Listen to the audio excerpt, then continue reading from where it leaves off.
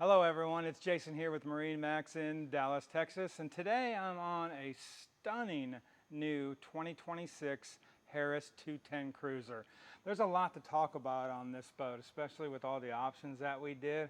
I just kind of want to point out a couple things that I really like about it.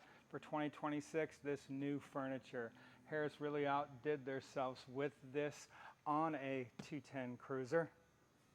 The flooring, it is the seagrass full teak look. Super comfortable, easy to take care of, easy to clean. Here at the helm, we also optioned the boat out with the Simred touchscreen GPS. It'll take care of what's going on inside the boat, outside the boat, and underneath, and not to mention, talk to the motor too as well. And for 2026, Harris added the Wet Sound stereo brand to their boats, so this will be what MarineMax Dallas is going for.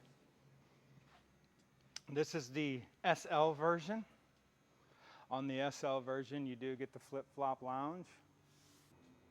And making our way to the back of the boat here, a couple of my favorite things is the swim step that you'll see by the Harris brands. It is an option, along with the lily pad ladder, and not to mention Mercury's 200 horsepower V6.